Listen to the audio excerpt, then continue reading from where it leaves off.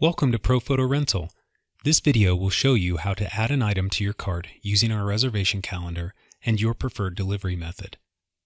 On screen we have a product, the Canon 5D Mark IV. This is an example of a product that can be shipped to you or picked up at our location. For this 5D, we'll demonstrate how the shipping works. After this example, we'll show you a product that is too big to be shipped and can only be picked up locally. To start, you'll want to focus on the gray box at the right side of the page.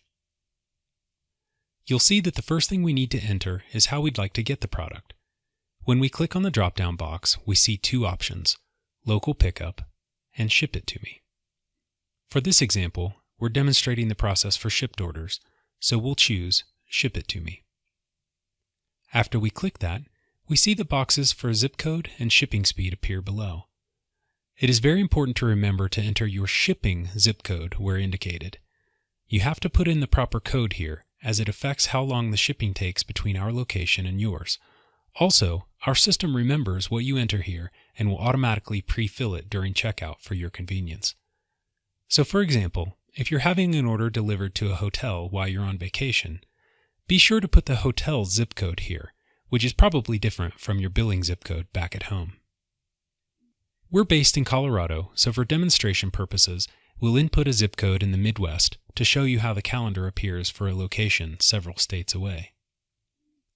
Our system uses actual time and transit data directly from UPS. This means that our calendar will dynamically adjust to whatever zip code you enter, as long as it's valid, of course.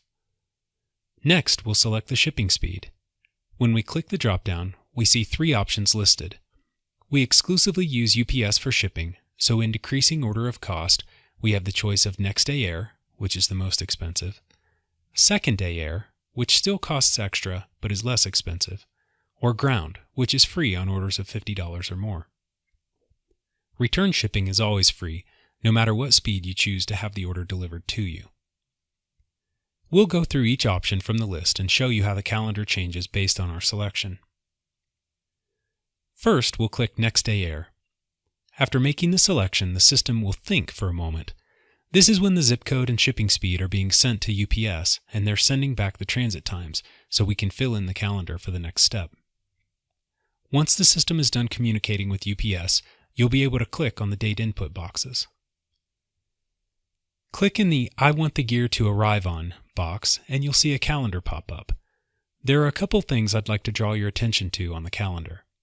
First of all, you'll notice that all of the Saturdays and Sundays are crossed out as unavailable. That's because UPS doesn't deliver on those days, so you can't select them for your arrival date. The next thing to notice is that today is August 16th, but what you can't see is that we're making this video late in the day, which is after our shipping cutoff. So the soonest available date that anything can leave our warehouse is tomorrow, August 17th.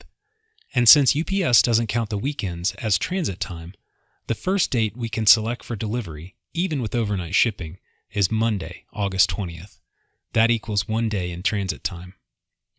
If the current time happened to be before the shipping cutoff for this example, we would be able to ship it today, and the calendar would allow us to select tomorrow, the 17th, for delivery. But since it's after hours, the calendar knows that it's impossible to ship today, so it adjusts accordingly. Next, we'll see how the calendar changes when we select second day air. Once again, the system pauses for a moment as it exchanges information with UPS. Now, when we click on the start date box, we see that the soonest available date we can select for delivery is Tuesday, August 21st. This equals 2 days of transit time. Just like in the example we talked about with overnight shipping, if the current time was earlier in the day, then the calendar would know that there was still time to get the order out, and the first available delivery date would shift back to Monday the 20th. Finally, we'll see how the calendar changes when we select ground shipping. Note that ground shipping has the most variable time in transit. For example, if you're in most parts of Colorado, ground will only take 1 day to get to you. But if you're in Miami, it takes 5 days in transit. Luckily, our calendar does all of those calculations, so you don't have to worry about it. Now when we click on the Start Date box, we see that the soonest available delivery date has jumped to Thursday, August 23rd. That's because ground service takes 4 days in transit between our location in Colorado and the zip code we entered, which is in Ohio. To finish the example, we'll go ahead and click on the 23rd and then move to the next box to select our return date. Keep in mind that we have a 4-day minimum on shipped orders. For this example, we'll simply choose to ship it back on Friday, the 31st. Once the dates are entered, the price will appear just above the Add to Cart button. Click the button and the system will add it to the cart for us. From here, we can go to the cart or continue shopping for more items. Next, we'll demonstrate an item that cannot be shipped. On screen now is a Matthews medium roller stand, which is big and heavy. When we go to the delivery method drop-down box, we see that local pickup is the only option available to us. So, if you find a product that only gives you this option, you'll know that we don't ship it. The rest of the process for choosing your dates is the same as in the shipping example we gave earlier, with the exception that for local orders, you can pick up on the same day that you place the order, as long as it's during business hours, of course. Thank you for watching.